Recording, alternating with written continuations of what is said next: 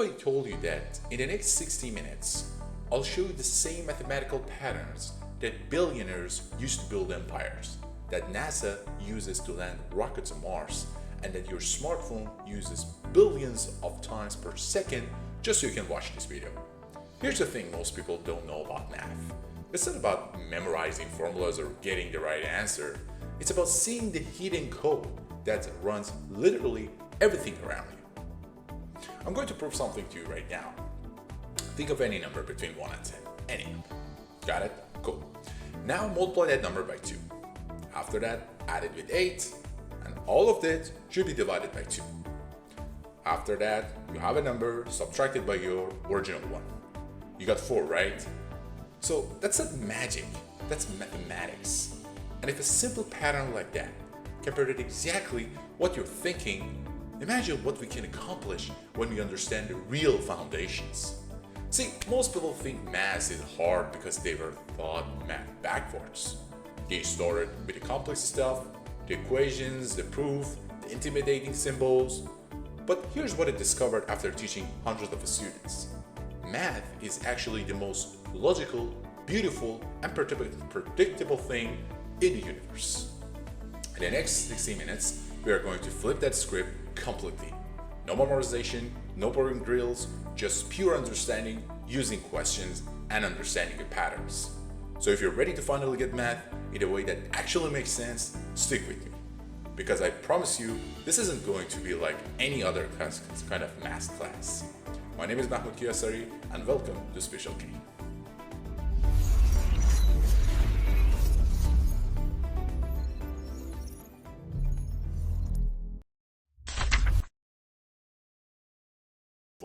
So the very first thing that we have to talk about is obviously the numbers, and another important thing would be about the place value system. So what does that mean? Let's just have an example. Imagine that you have a question, and at this question they would ask you that what is the value of 7 in this big number? So what is the place value, by the way? We know each number is not going to be only one digit.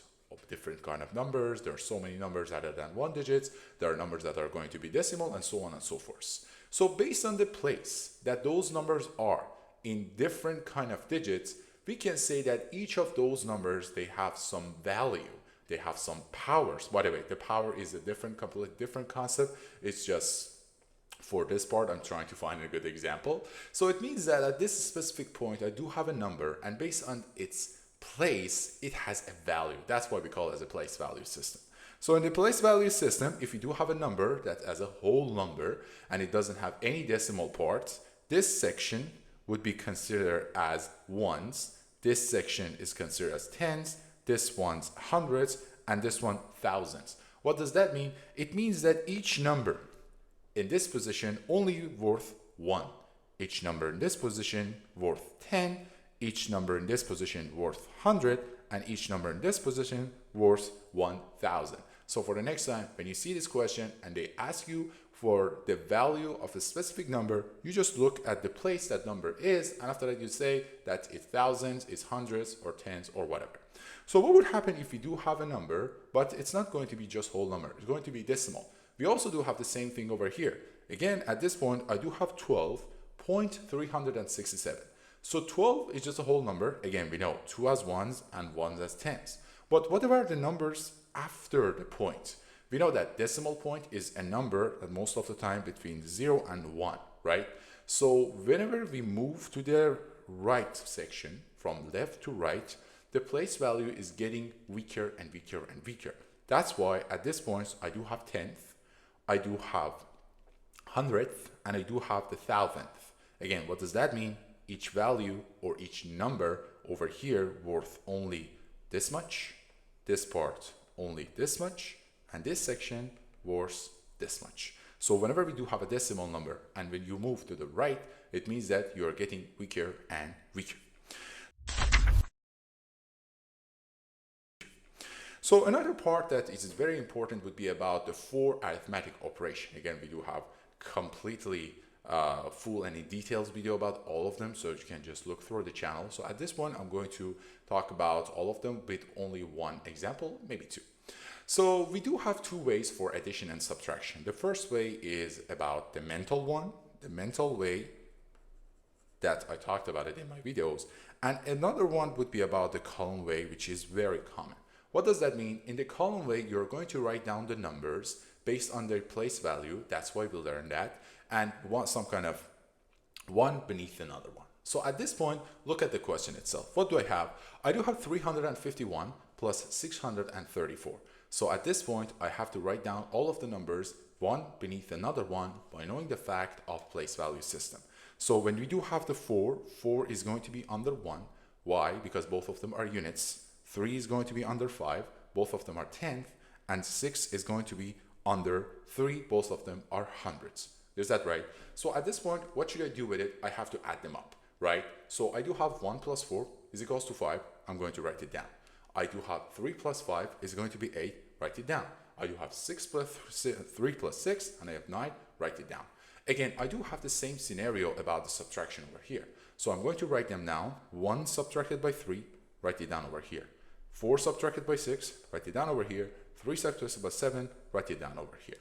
At some point, instead of just being so easy and some kind of handling thing like that, we do have challenging situation.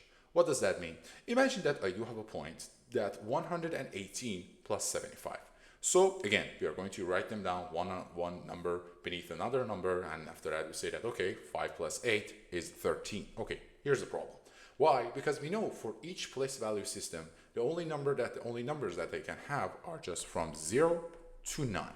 So at this one, I do have 13, which means that this number is just getting bigger and bigger than the thing that I want.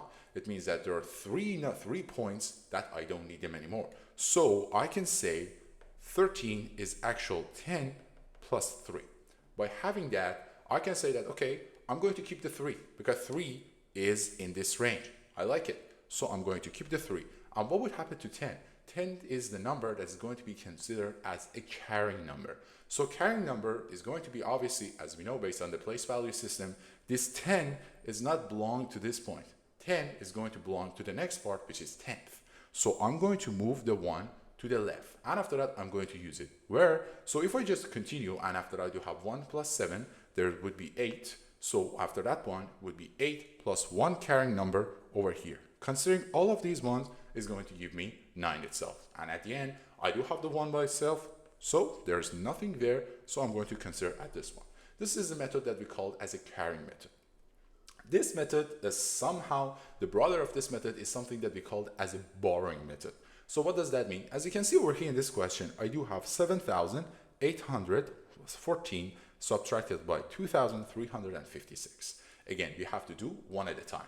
So if you do the subtract 6 plus 4, so I'm sorry, if you do the subtract 6 from 4, you see that there's a problem over here because there's not enough 6 inside 4.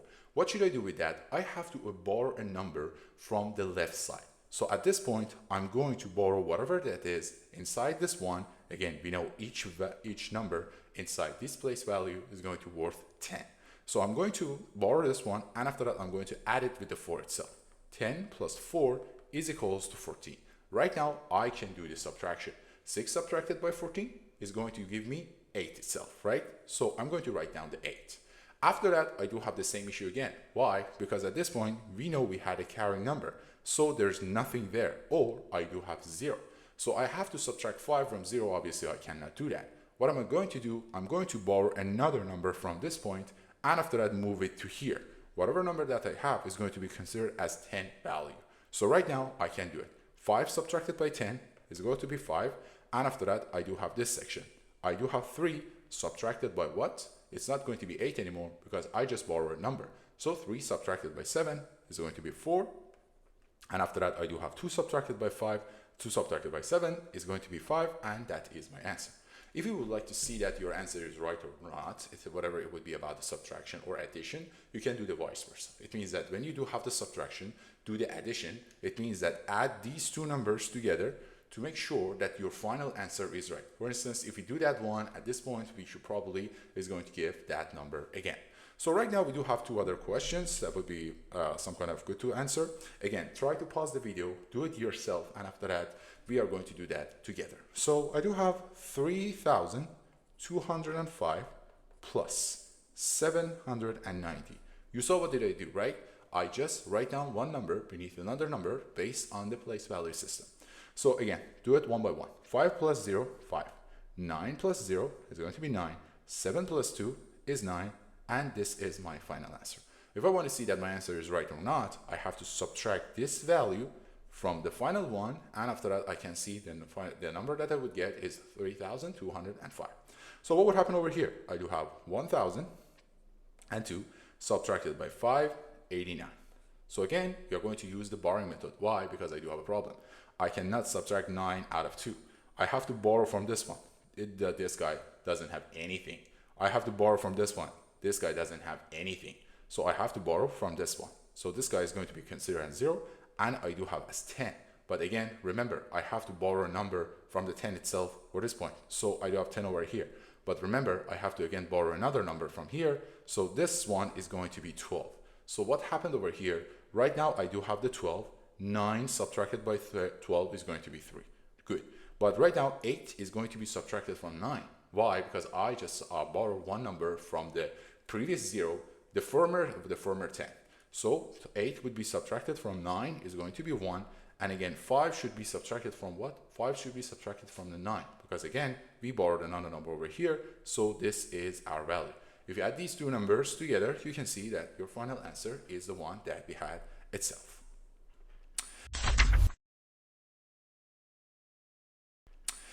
So after that, we do have the multiplication concept. Obviously, you're completely familiar with that. For instance, when we are talking about 2 multiplied by 3, actually, we're saying that there are 3 times that 2 is just added by itself, right? 2 multiplied by 3. But what would happen if we do have 2 digits by 2 digits? So at this point, we have 2 ways. The first way is just a column 1. It means that you have to just write down all of the numbers beneath each other, side by side, and after that, you have to follow some step that I will show it to you. And another way would be this one that I just explained. Is it area model or partial products? So let's talk about the second way, and after that, we will talk about the first way. So what does it say? It says that at this point, I do have 23 multiplied by 17 itself. Based on the place value system, we know that these two guys actually worth only 1. And these two guys actually worth 10. So it means that at this point, I have to do something. I have to divide my 17 to 1 and 7. But also, I have to divide my 23 to 2 things, 2 and 3. Based on the fact that I know each of these guys value only worth 1 and each of these guys worth 10.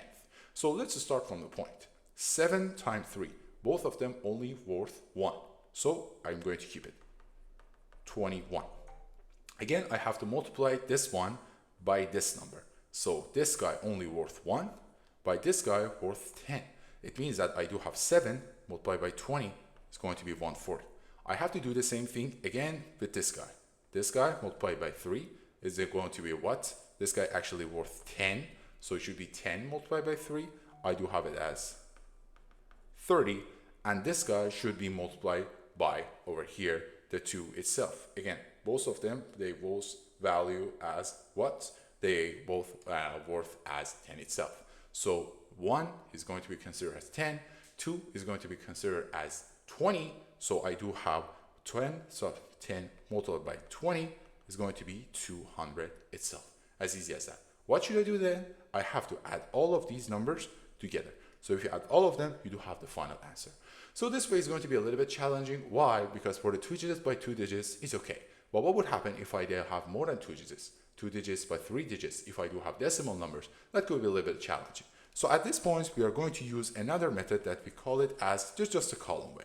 So what is happening over here? In the column way, again, the concept for both of these ways are completely the same. Again, you have to follow the fact that one of them worth only 1, another one worth 10 or maybe hundreds. So at this point, I do have 23 multiplied by 17. You can see that again, I just respect the place value system.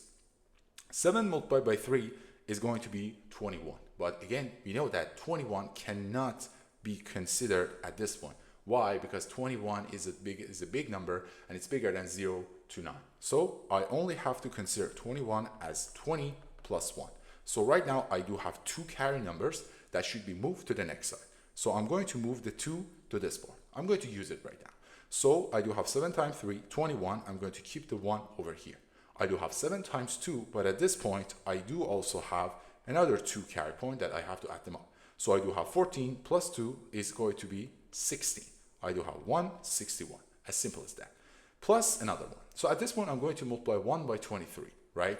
I just multiply this guy. Right now, I have to multiply 1 by 23 by knowing the fact that each of those values inside the 10th actually were 10 times rather than just the 1 itself. So I do have actually 10 times 23, which is going to be 230. So I do have 1, I do have 9, 391, just like the way it is. So we do have another example, 34 times 12. Again, stop the video and see that if you can solve the question by yourself or not. We are going to do it right now. So at this point, I do have the 2 digit by 2 digits, and I'm going to do that. Again, the column way is a very, very logical way. Try to work it based on that, do so many questions in order to be smooth with it, because the area model or partial products is not that going to be some kind of considerable, especially when your numbers are getting big and big. So I do have 34 multiplied by 12 itself. Again, 2 times 4, 8, 2 times 3, 6. So I don't have any problem at this point. So right now, at this point, I do have the 2 times 34. It is simple. We're not going to do anything with it because we don't have some kind of big numbers. 2 times 34 is going to be just the 68 itself. And also I do have the 1 that should be multiplied by 34. Again, remember that 1 at this point actually worth 10. So it would be plus 340. I do have it. I have to add them up. 8, 6 plus 4. Again, we know 10. 10 is not going to be fit over here. So I do have 0 and 1 over here. And I do have it as 408.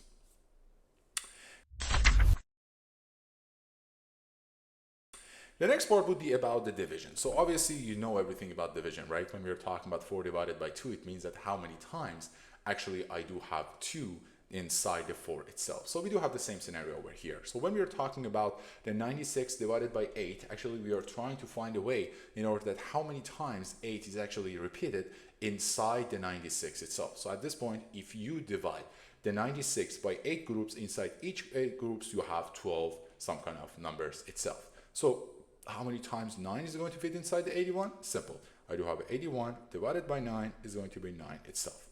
So if you guys remember from my previous videos, I talked about the timetable. What is a timetable? Timetable is a big one that I just put it on the screen over here. Is a big table that you are going to multiply just 1 to 10 by 1 to 10 itself. One is on the x-axis, another one is y-axis. So why we do have that? Because it is important to remember and memorize some of those multiplication, because those are the things that you cannot just by yourself. For example, when we're talking about 7 multiplied by 8, there is no specific way or specific rule that we can do that. Yes, maybe there are some tricks out there and you can get some help from them, but it would be better to memorize all of that, because in the future you're going to need it a lot. So after this point, we do have divisions basics. So what does that mean? It means that at this point, I don't have my number is going to be just 2, for example, 2 digits by 1 digit or 2 digits by 2 digits. My number is going to be a little bit bigger. So what does that mean? It means that I do have, for instance, 522 divided by 18. So it's not just like the timetable that I can memorize it, say that, okay, 522 divided by 18, oh my God, I don't. No, right now we do have some ways and we do have some rules. So at this point, each of those values or each of those some kind of sections has a name. So this guy, this big one that actually is going to be this 520 is going to be considered as the dividend. It means that the number that is going to divide this one by another number. This number that we have over here is going to be considered as divisor. This number is that I'm going to talk about it is going to be quotient. And after that, this guy, if we do have any, by the way, it's not completed yet. This wise, if we do have any, is going to be considered as remainder. At this point, I know the future remainder is going to be 0. So let's talk about it, how I can do that. 522 divided by 18. The very first way that you have to do, just move from the left in your some kind of dividend and find a bigger, some kind of a value that is going to be bigger or equal to 18. So if I just move from the left over here, I will have 5. So 5 obviously is not going to be bigger than 18. Again, I have to move to the left, so I'm going to consider 52 as my first step. So right now I have to see something, that how many times I do have 18 inside the 52. So at this point you see that 18 multiplied by 2 is equal to 36. 18 multiplied by 3 is going to be 54. So it means that I do have 2 whole 18 inside this one plus what? Plus 16 as my remainder. So I'm going to consider that one. I'm going to consider that, and after that, I'm going to write down the first quotient on the top of the units of the number that I chose. So 52 was my number. I'm going to write down the 2 as the quotient. After that, I'm going to consider this remainder, which is going to be 52 divided by 18. That actually 52 is going to be 18 multiplied by 2 plus 16. I'll keep that number. Again, I'm going to move this 2, whatever is left, to the bottom. So I do have 2 is going to move beside the 16, so I do have 162. Right now, I have to see, again, 162 divided by 18 is how much? Either is going to be like the last one, I do have a whole number, and after I do have a remainder, or actually I can find a good number. It means that this is the whole thing that is going to, if I multiply by 18, I do have 162. So 162 divided by 18, if you just do the calculation, you do have the 9 itself. So it means that actually inside the 162, I do have 918. So at this point, my answer is going to be 29, and my remainder is going to be the 0 itself. As simple as that. So let's just solve another question. Again, pause the video, try to find a way based on this one, and after that, if you can solve it, that would be fantastic. If you can't, again, don't worry, we do have a full coverage video of this kind of division, so you can look through it and completely understand. So what do I have over here? I do have 1716, and after that, I do have my 12 over here. Again, we are going to move from the left. So I do have 1. It's not going to be bigger than 12, so I don't need it. I do have 17. So obviously, how many times of 12 is repeated inside the 17? Only once. So I'm going to subtract it by 12, and after that, I do have 5, right? So again, I'm going to move one number to the right side. So I do have it as 51. Again, how many times 12 is repeated inside the 51? If you do the calculation, 12 multiplied by 4 is going to be 48. 12 multiplied by 5 is going to be 16. So the answer is 4. It's actually 51 is equals 4 multiplied by 12 plus what? Plus 3 itself. So I'm going to consider as 4 over here, and I'm going to subtract this number by 48, which is going to give me 3. Again, I'm going to move the 6 over here. How many times 12 is repeated inside the 36? I do have it 3 times, and this is the final answer. Subtracted by 36, and you see that your remainder is going to be 0. Simple as that.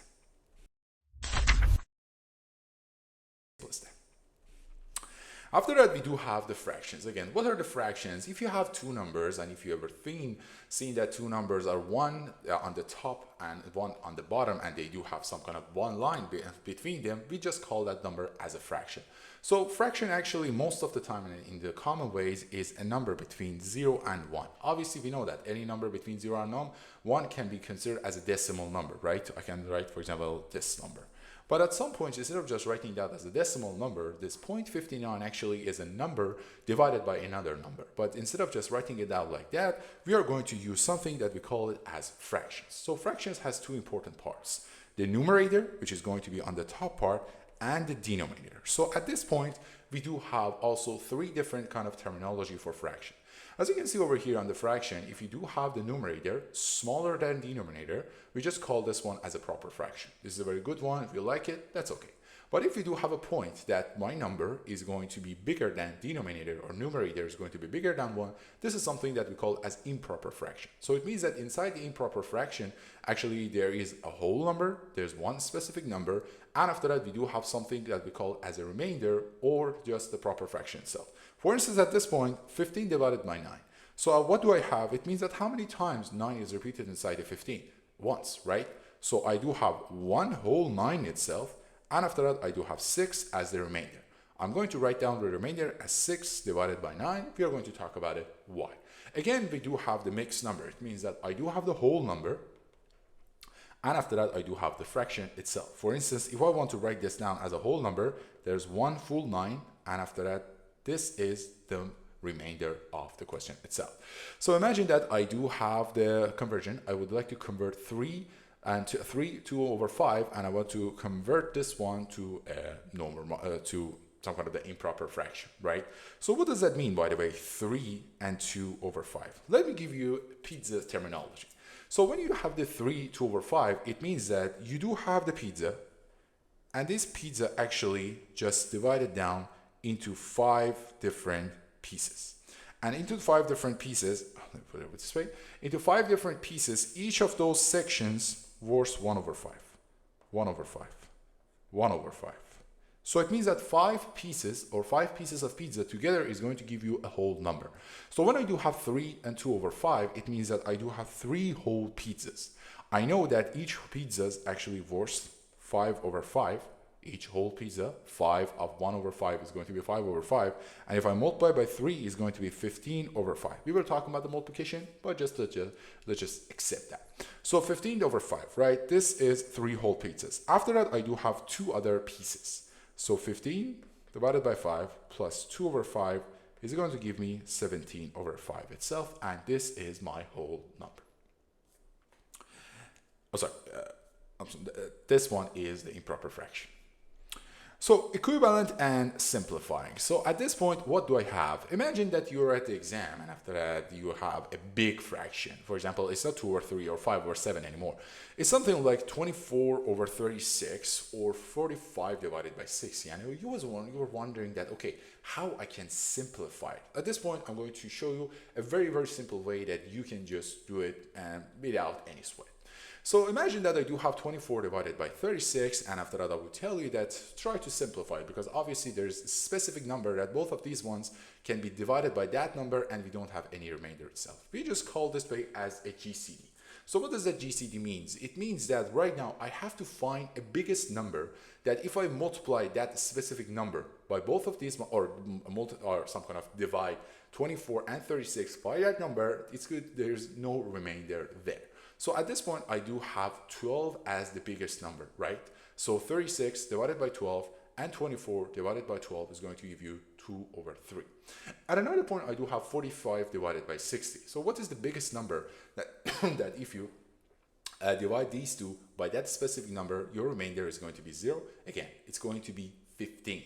So finding this number is going to be a little bit challenging, but again, in all of my videos, the previous videos in the channel, I just explained it to you so you don't have to worry about it, but finding this number is important. At some point, you cannot find the specific number itself. For example, you cannot understand that 15 is the number and you can follow the baby steps. What does that mean? It means that if I do have 45 by 60, based on the fact, I mean, this is one of the tricks. Every time you see that number, it just ended to 5 or 0, you know that the specific number can be divided by 5 itself. So I do have 45. Obviously, I know this number can be divided by 5 without any remainder itself. So 45 divided by 5 is going to give me 9. And 60 divided by 5 is going to give me what? Do the calculation, is going to give you 12. But again, you would see that, okay, 9 over 12. Apparently, these two numbers also can be divided by another one. And that the specific number is 3. So what would happen? This guy divided by 3 is going to be 3. This guy divided by 3 is going to be 4 itself. 3 over 4. So it doesn't matter if you can find a big number at the beginning or just choose the baby step. At all of those situations, you have to have the right answer. So let's just look at the question. I mean, this question is fairly easy. So 6 over 8, obviously the number that you can divide evenly. 6 and 8, say 6 and 8 based on that would be 2 itself. 6 divided by 2, 8 divided by 2, 3 over 4 itself, and that is your final number. So what is LCD? Let me just talk about a fact. For instance, when you have 1 over 2 and after that you have 1 over 3 and you would like to add them up. So obviously, you know, you cannot do that because we know a fact that if you want to add two fractions together, their denominator should be the same. So what should I do at this point? I have to find something that I call as a common denominator. By knowing the fact that the fraction should be changed. For instance, when I'm saying that 1 over 2 is equals to 2 over 4 is equals to 3 over 6, all of these fractions are the same. So I'm not doing anything. The only thing that I did is just multiply some kind of the numerator by a number and denominator by another number and do this one again and again and again. So it means that I'm not changing anything. Why? Because we know 1 over 2 multiplied by 2 over 2 is actually what? The 1 over 2 itself. Why is that? Because 2 divided by 2, any number divided by itself is just going to be 1. Is that so? So let's just focus it over here as the common denominator. Again, we are doing that in order to add two fractions. But here's the idea. What would happen if the number that we found is big enough, is some kind of big? So at this point, we have to find the smallest number that you can find in order to make sure both of those numbers can be divided by that specific number. So this is the way that we call it as the least common denominator. So obviously at this point, when we are talking about, for instance, 1 over 2, 2 over 4, and 3 over 6, 4 can be considered as a common denominator, 6 can be considered as a common denominator, but what is the least common denominator? We have to find a way in order to find it. So at this point, let's just see an example. Imagine that I do have two numbers, 3 over 10 and 1 over 4. How I can find a common denominator? So we have to be familiar with some kind of a little bit of terminology over here. Prime numbers. What is a prime number? Whatever number that you have which is bigger than 1 and is going to be evenly divided by itself, and 1 is going to be as considered as the prime number. So let me give you an example. For instance, when we're talking about the prime number, 2 is the prime number. Why? Because if you divided that guy by 1 or if you divided that guy by 2, both of them, your remainder is going to be 0. What about 3? Yes, 1 and 3. What about 4? No, I cannot do that. Why? Because this guy can be divided by 1, can be divided by 2, and can be divided by 4. So this one is not going to be considered as a prime number. So at this point, this says that why we have to find the prime factors of each of those denominators. It means that I do have 10. So 10 should be written as 2 and 5 itself. So why 2 and 5? Because both of them are prime numbers. What about 4? 4 should be written as 2 multiplied by 2 itself. And at the end, we have to take the highest power of each prime factor. Again, we know about the power. Power means that how many times that specific number, which we call it as base, is just multiplied by itself. So at this point, what do I have? I do have 2 times 5. I do have 2 to the power of 2. So I know 2 is going to be common inside both of them. I'm going to pick the common one, the common prime factor, with having the highest some kind of the exponent itself. So 2 to the power 2, and I have to also consider another number that's just left. So the 5 over here just left itself. So I do have 2 to the power 2 multiplied by 5, and 20 is going to be my LCD, or the least common denominator. Obviously, there are other numbers. For example, I can consider as well 100. I can consider as 40. Any of those numbers can be, we can do it the same. But why we are going to find the LCD? Because at the end, if the question asks for simplification, we know for sure by having the LCD, we don't have to do any extra step. We are going to have that one for our final answer itself. So what would happen if we do have 5 over 12 and 7 over 18? Again, we are going to do the same place. We are going to do the same thing. 12 is actually 2 multiplied by 6. So 6 is a prime number? No, so I have to move further. So I do have 2 multiplied by 2 multiplied by 3, or I can say that 2 to the power 2 by 3. What about 18? It's actually 2 multiplied by 9, right? So this guy can be written as 2 multiplied by 3 by 3. So I do have that 3 to the power 2, but some kind of multiplied by 2. Again, find the common numbers, 2 and 2, 3 and 3, and consider the highest power. So I do have it as what? I do have 2 to the power 2 multiplied by 3 to the power 2. Do I have any uncommon numbers? At this point, I don't have any. So I would consider 4 times 9 is going to be 36, and this is my LCD. So again, we just arrived to adding the fraction. As I just told you, there is a reason behind finding the common denominator, because we would like to add two fractions together. At this point, I do have a question. I do have 3 over 8 plus 1 over 2, right? I would like to add these two. As we know, we have to find some kind of the least common denominator over here. So what is 2? 2 is actually by itself, because again, we are trying to divide that one, or we are trying to some kind of find only prime numbers in itself. So what about the 8? If you just divide this number to different prime numbers, you have 2 multiplied by 2 multiplied by 2 would be 2 to the power 3. So finding the common number with highest power. So 2 to the power 3 is going to be your common denominator. Am I done? No. This is just finding the least common denominator. What should I do next? So I know for sure that 3 over 8 plus 1 over 2 is going to give me two things. 8 as the least common denominator. So what should I do in order to reach from this 8 to 8? Nothing, just multiply by 1, right? So I have to consider the same way. What about over here? 2 just multiplied by 4 in order to be 8. So it means that the 1 should be also multiplied by 4. So I do have it as this. Why I'm doing that? Because if you remember, 1 over 2 multiplied by 1, what number should be something that divided by 8? I have to consider a number that if I multiply by my fraction, nothing would change. And that number should be a fraction that is numerator and denominator be the same. So I have 4 as 4, right? 2 by 4, 8, 1 by 4, I do have it as 4, so I do have it this one. Right now, I can do the addition. Why? Because those denominators are the same. 4 plus 3, 7, and divided by 8. Again, pause the video, see that if you can solve this question. If we just go further, you see that the common denominator for these two guys are actually 6, right? So I'm going to write it down. What is the number that's going to be multiplied by 6 is going to be 6? It's just 1, right? So I do have the same value. What about 3? This number is actually 2. I have to multiply the 1 by 2 as well, so I have 2 over 6. If I add these two, I do have what? 7 over 6.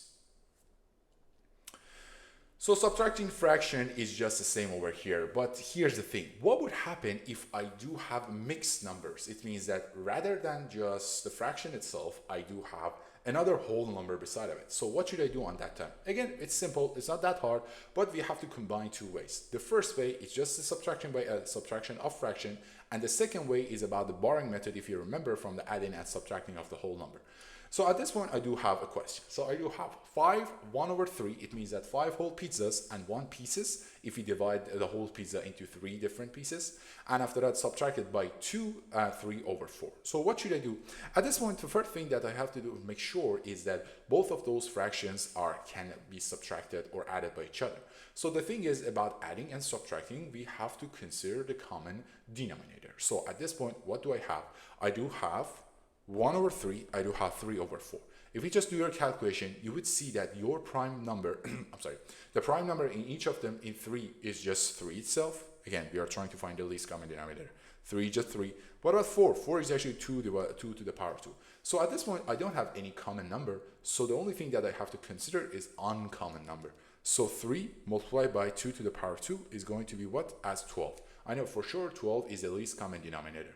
So it means that I do have 1 over 3 subtracted by 3 over 4, and I would like to consider these two denominators. So 3 should be multiplied by 4 in order to be 12, and 1 multiplied by what? By 4 over here. 4 multiplied by 3 should be, and 3 multiplied by 3 should this one. By the way, this one should be subtracted. But here's the problem. I cannot subtract 9 out of 4. Again, we do have the borrowing problem. So what should I do? I have to borrow a number from the whole number. At this point, you see that I do have 5 whole number, and I do have what? I do have 2 whole numbers. So what can I do at this point? I can borrow one number from this 5 and make it as 4 and move it to what? To my fraction. So at this point, my fraction, instead of just being as 4 divided by 12, is going to be 4 divided by 12 plus 1. So we know something.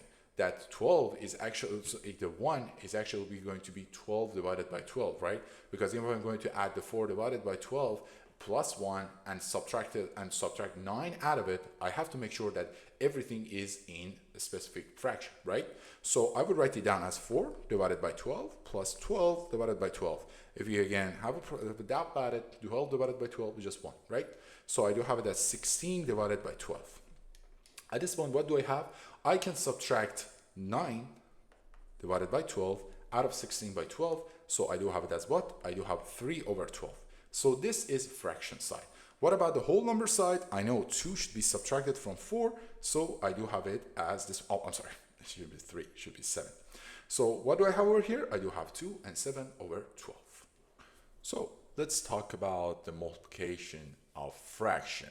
So this is easy again. I do have 2 fractions, for example, 3 over 5 and 10 over 12. And after that, I will ask you to multiply those things by each other. But not only do that, I'm also asking to simplify them. So what is that supposed to mean? Imagine that I do have 2 numbers. For instance, let's just start with simple ones.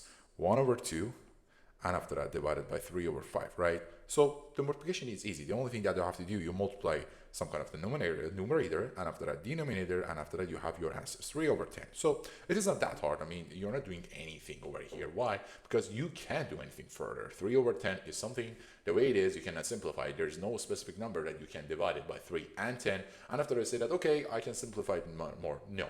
At this point, I do have 2 different kind of fractions. The first one is 3 over 5 and 10 over 12. So if you do just simply do the multiplication, you have 3 over 5 multiplied by 10 over 12, which is going to give you 30 divided by 60. But here's the thing. I do have two numbers that probably I can divide it by some number, again the same number, and it can be simplified. So at this point that number is 30. It means that I can divide this guy by 30. I can also divide this guy by 30, so I do have 1 over 2. But here's the thing, not all the time that I can do it at the end. What would happen if I find a way that I can do it from the beginning? At this point, I do have 3 over 5, I do have 10 over 12, right? So I do have specifically a number that I can divide by 3, and after that I can divide that specific number by 3, and I can find another number which is 12 by 3 as well. How is happening over here? At this point you can see that actually 12 was what? 3 multiplied by 4, right? So it means that at this point I do have 1 3 on the bottom and I do have 1 3 on top. I can cancel them out. Why I can do that? Because easy. We know about it. Because it's, again, direct division. I can just cancel this out. It is something like 3 over 3. Okay, I can get rid of that. What about 10? 10 actually was 5 multiplied by 2. I can cancel this 5 and 5 itself. What do I have at the end? I do have it as 2 over 4. But wait a minute, I can go further. Because 2 over 4, actually both of them, I can divide it by 2, and I do have 1 over 2. Either I can do everything at the beginning, or I can postpone it to the end. It doesn't matter, but at the end I have to make sure everything is right. So I do have this question. 7 over 9 multiplied by 3 over 7. This 7 can be cancelled with this 7. And also I know for a fact that 9 was actually 3 multiplied by 3. I can cancel the 3. But this one, what do I have? I do have 1. Again, because that was 1. And I do have 3. And 1/3 is my answer. So let's talk about divide in fractions. So what does that mean? Imagine that you do have two fractions like this and you would like to divide them together. We talked about the whole numbers, we talked about the decimal numbers again in previous videos. I'm not going to talk about it right now because it's going to be so long one, but imagine that you have two fractions like this and you would like to do the division. How would you do that? So just simple ways. For this one, we will keep the first fraction, which is at this point is 4 over 9. And after that, we are going to flip 2 over 3.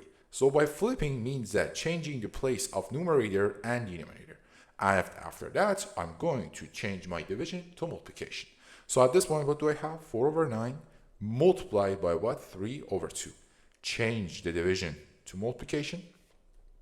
Change this guy to this guy.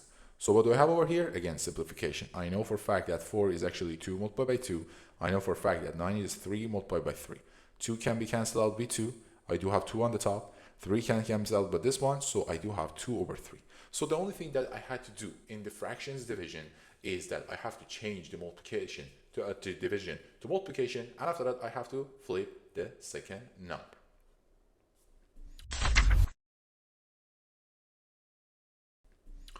So we do have decimals, and we will talk about some kind of place value of decimals.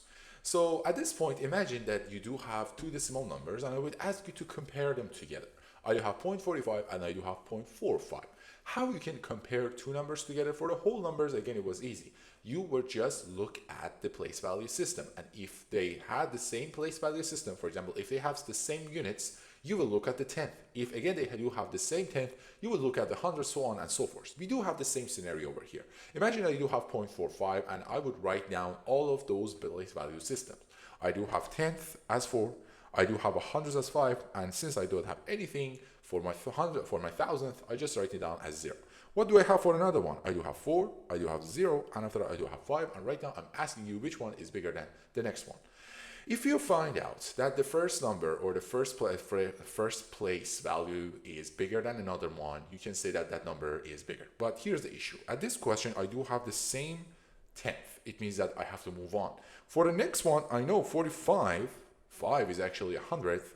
And for this one, this guy is 0. So I know for sure 5 is bigger than 0, and I have to stop. I don't care what is happening after that one. As soon as I reach to a place that I found that one number is bigger than another one, I'm done. So this is the way that you can compare decimal numbers, just like the way that you do with the whole numbers. It wasn't that kind of thing, but I thought it would be better to have a question about that. Another one is about the decimal operation. So what is the decimal operation? Just like a whole number, decimals also have operations. But we have to be careful. Why? Because decimals are not like the whole numbers. They do have one number and some kind of maybe couple of digits after the point itself. And at that point, the situation gets a little bit tricky. So let's see it with an example. At this point, I do have 4.5, and I would like to add it with 3.75. So I do have 4.5 plus 3.75. So what happened over here? At this point, if you can see, based on the place value systems, I do have 75, and it's written beneath the 5. But here's the issue. Where is the next number? The next number, since it's not there, is going to be considered as 0. So it means that I do have 4.5 and or 4.50 or 4.500. We know that all of these numbers are the same. So at this point, I do have these two numbers, and the only thing that I have to do is add them up. We see that I still do have decimal numbers, right? Either you can keep that one, or you can get rid of it and move it at the end. It means that wherever you find as your final answer, you can just move 2 decimal points from the right, and after that, you're good. So at this point, I do have this number. Again, it would be 5 plus 0, so it would be 5 itself. 7 plus 5, again, we know it would be 12, so it cannot fit at the specific unit, at the specific point. So 12 is actually 10 plus 2, so I would consider this 10 as one carrying number. It would move around to this point. 3 plus 4 plus 1 is going to be 8. I know for a fact that 2 should be kept over there, and I do have the 5 at the beginning. What would happen to subtraction? Again, just like the normal subtraction. You don't have to do anything. Again, if decimal point is going to be confusing for you or it's a little bit scary, just keep it that way, and after that, just get rid of that. Right now, for example, instead of 7.20, I do have 720. If I do have 1.35, I would consider as 135. Do this subtraction, and at the end, based on the number of some kind of decimals that you had for both of them, you just move from right to left, which at speed point is 2 decimal points. So I do have 7.20, and 1.35. So 5 subtracted by 0, I cannot do that. Again, we know we cannot borrow or subtract 5 out of 0. So I'm going to borrow 1 from this guy. This guy is going to be considered as this, and this guy is going to be 0 plus 10. So I do have the 5 itself. Again, I do have a problem over here. So I have to borrow a number from this one, and this guy is going to be considered 1 plus 10. 3 subtracted by 11 is going to be 8. I do have 5. Since I had 2 decimal points for each of them, I have to move from right to the left. So we do have another part. It would be about the multiplication of decimal numbers. At this point, everything would be the same, but with this difference. As you can see over here, I do have 1 decimal points for the first number and another decimal points for the second number. So at the end, if I want to move my decimal points from right to left, it's not going to be like the addition or subtraction, and you have to look to the number that you follow to the number of steps that you had for each of those. You have to add the number of steps. It means that at this point, if I do have one number of steps from the point or from that specific point from right was only 1 step, and I do have 1 step for this one, I have to move 2 steps from right to the left. Imagine if I do have 1.5 multiplied by 3.755. So what should I do at this point? I had 3 steps, I had 1 steps. Whatever number that I found at the end, I have to move 4 steps to the left. So it means that, first of all, I would get rid of all of those decimal points. At this point, I do have 2.5, I do have 1.5. Get rid of this decimal point. We don't care right now. Whatever the number is, you have to move 2 from the right to the left. I mean, you can do it easily. I don't have to do that, but that was the rule you have to know about the multiplication, subtraction, and addition of the decimals. So percentage, decimals, and fraction. As you all know, these 3 things are so tied to each other, and we have to find a way in order to convert one to another or vice versa. So I do have, again, an example. I do have 0.25, and I would ask you to convert it to percentage.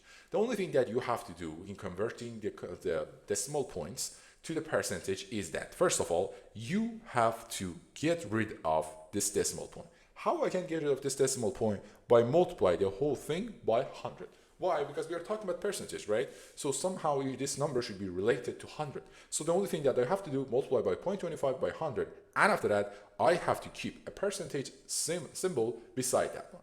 I do have 3/5, and after that, I would like to find what I would like to find is percentage itself. So 3/5 is a fraction, right? So first of all, it would be better to convert this guy to decimal, and after that, do that. 3/5, if you just do it in your calculation, it would be 0.6. Again, 0.6 is decimal, so we know that 0.6 multiplied by 100 would be 60, so this guy is going to be 60%.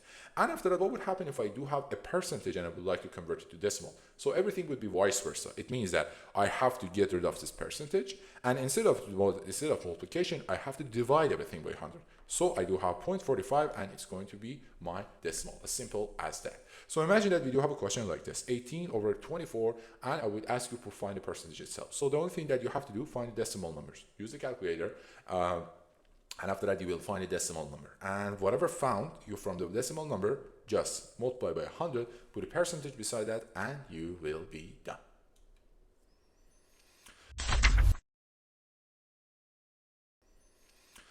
So after that one, we were talking about the metric. So what was the metric? It means that we do have different kind of ways to measure different kind of things around ourselves. For instance, if I ask you to measure the distance of your room, either we are going to talk about the meter, inches, or whatever number. When we are talking about the weights, we can talk about the pounds, we can talk about the kilograms. The metric system is a system that has a unique unit measurement, not the multiple, unique measurement unit for all of the values or all of the things that actually we can quantify. We can some kind of make some value out of them, make them quantitative things. For example, when we are talking about the distance, we are talking about meter. When we are talking about the weight, we are talking about the kilogram. When we are talking about the volume or some kind of the container, the amount of flow, the amount of liquid inside a container, we were talking about the liter, nothing else. So this is the way that we do have for the metric system.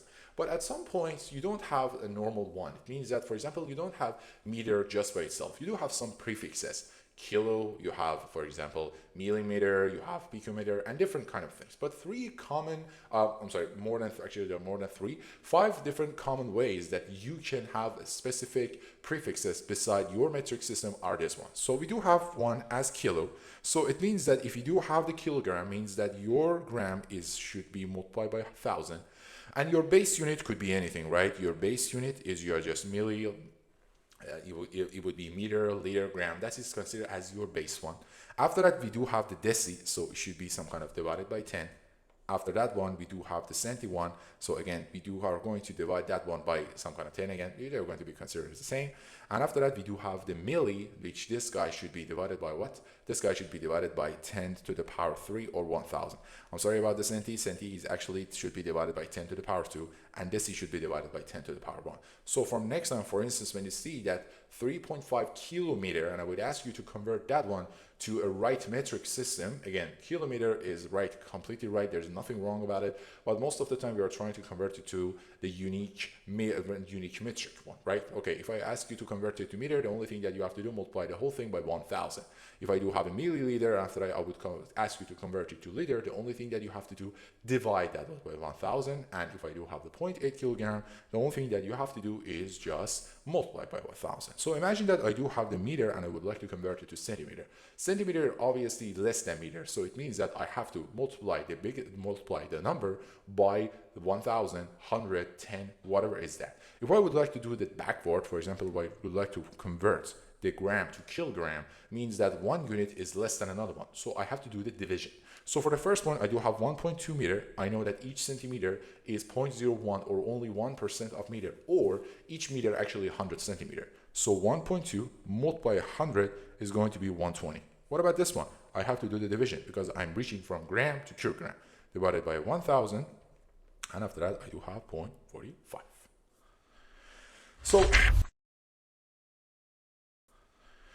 So a very interesting topic is about the order of operation. Again, we do have a completely different video, not the different video, like a separate video about this one, which is we call it as the PEMDAS. So it is very interesting. I really suggest you to go there and just look at it once and for all. Try to solve all of the mystery inside your head. There are so many times that you just borrow your TikTok or YouTube shorts and they would ask you some question that, for example, they have different kind of operations, multiplication, division, parentheses, power side by side, and after that it is your chance to prove that actually you know something about math. So if you just follow this one, if you know about the PEMDAS, you're okay. You can solve anything. It doesn't matter. You're going to consider yourself as a high IQ or maybe medium IQ one, but all the time you can follow it. It is not a trick. It's actually operation. It says the rule of operation. So what does it say? The rules of operation would say that if you have different kind of operations side by side each other, you can follow a rule, which is we call it as PEMDAS. Actually, PEMDAS itself consider different kind of operation. The P means parentheses, the E means exponents, The M and D means multiplication and division. A and S mean addition and subtraction.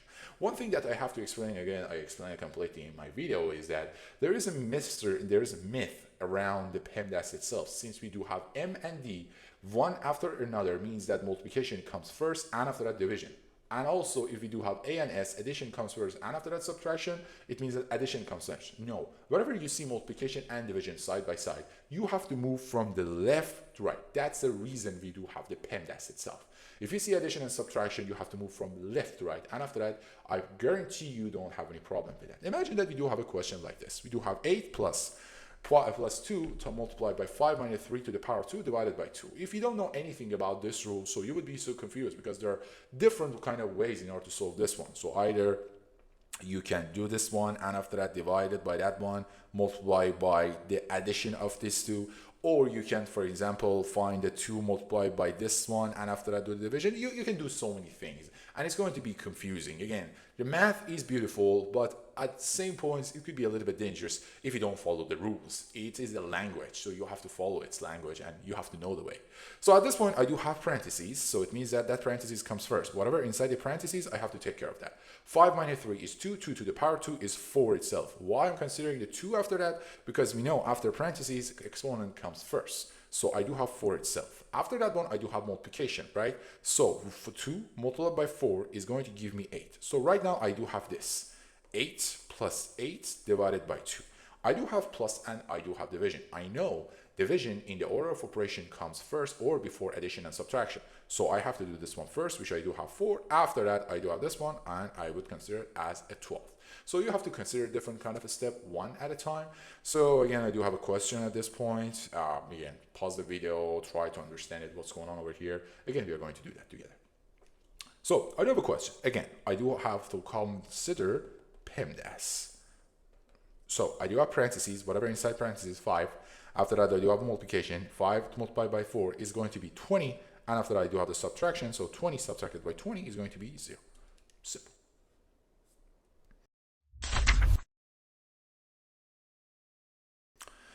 Power and exponents, again, as we just talked about, that power means that how many times the number will just multiply by itself. For instance, at this point, I do have 3 to the power 4, means that that number is just multiplied 4 times by itself. But rather than this, we do have other kinds of power. The first one is the 0 itself.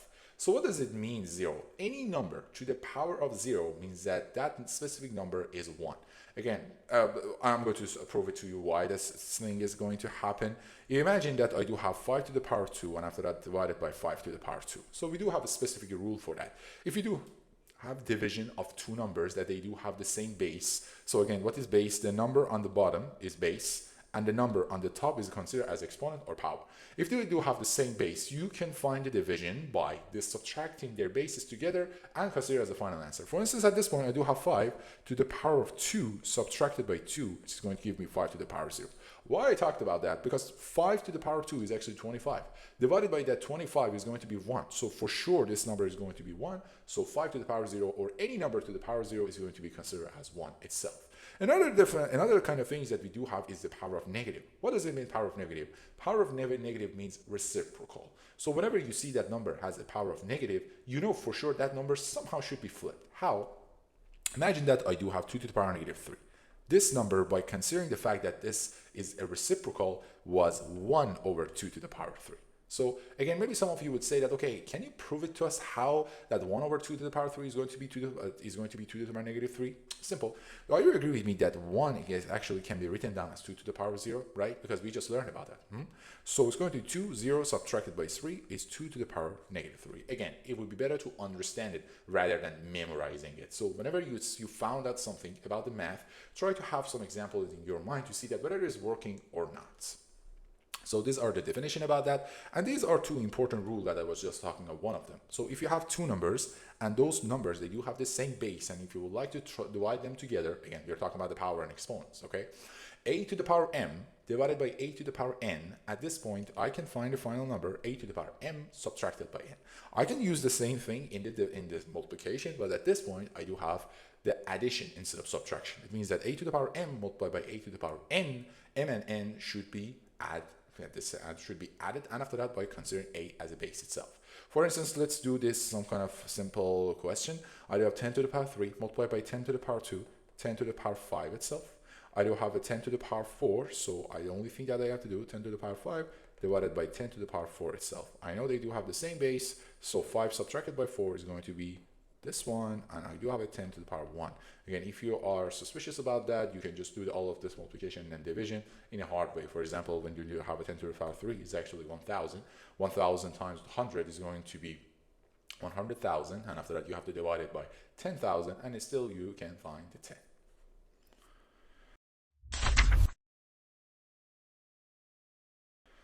So let's talk a little bit about algebra itself. Again, algebra is a completely different and separate course. I'm going to make some videos about it. But what does algebra means? Imagine that you are going to the supermarket, and after that they will tell you that, okay, you are paying $10 and each of those breads actually worth $2. So right now you can understand that actually how many breads can you have with your $10, respecting to the fact that you have $2 each bread. So algebra is about that. Algebra means that at this point, instead of just working with numbers, we are going to be working with numbers and some unknowns, which we call them as variables. So what is the variable over here? Variable at this point is a number that I don't know anything about. So that is something that I call as a variable, and the whole package, a number beside the variable that we call it as a coefficient. So at this point, this number is something that we know it as the coefficient. And the number that is just beside by that point, that is there by addition or subtraction, is going to be substituted as just a constant number. The whole thing is going to be algebraic expression. So the thing is that right now, when I do have the algebraic expression, I have to do something with it, right? For instance, if I give you this question, 3x plus 7, and I ask you something, you will completely say that, okay, this question is nonsense. What does that supposed to mean? If I find a way that I can make that guy equal to another thing, for example, at this point is 28, I can say that I do have something we call as equation. So that was the whole thing about the algebraic expression, how we can consider that one, how we can use it in the real world. Again, it has so many different kind of applications in there around the world, and you can apply it for everything, almost everything that you have inside some kind of mathematics comes from this fact, which is going to be algebraic expression, equation. And after that, at this point, you can see how I can find the x based on this specific question. 3x plus 7 is equals to 28, and I'm asking what is x itself. So whenever you see this kind of question, you know for sure that you have to find the x by itself is going to be isolated. Then you have to have a number on the right side. So why we should do that from the beginning? It means that what is extra number at the left side? As you can see, it's 7.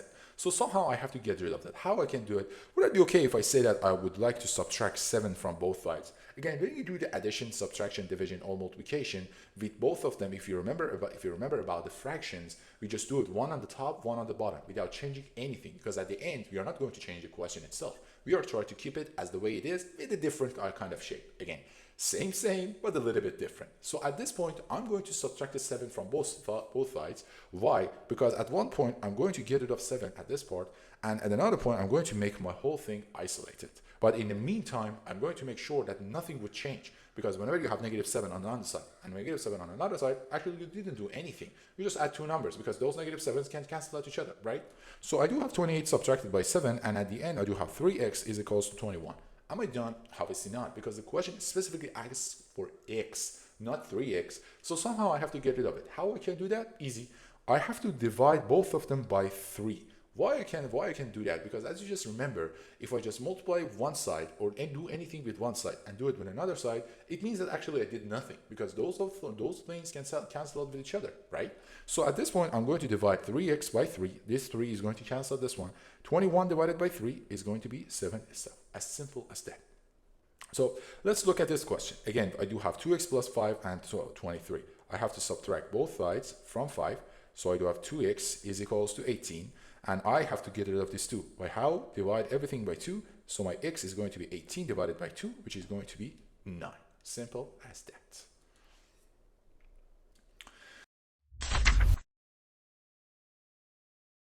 So That was the whole course. We had it around 1 hour together, and I'm so happy you were here with me so far. So right now I do have a quiz for you, and you can just pause the video and answer that one. Again, it's not that going to be challenging for you. Thank you for being here with me. Again, based on each of those subjects we covered, that was Math 101. Maybe some of you would say that, okay, why you haven't covered so much? Again, we were talking about it in only 1 hour. I do have different and specific videos for each of those subjects. It's going to be 12 or 13 subjects, and some of them are some kind of divided into different kind of videos. So you can just look through them. I do have different kind of thing. Go through the channel. Don't forget to like, subscribe, and share. In the future, I'm going to have different videos which are going to talk about the topics in details. For example, we are going to talk about algebra, we are talking about the geometry, we are talking about advanced mathematics, and don't worry, you are going to understand everything in detail. This is Mahmoud Kiasari, and thanks for being here with me. Have yourself a great day, night, whatever. See you around.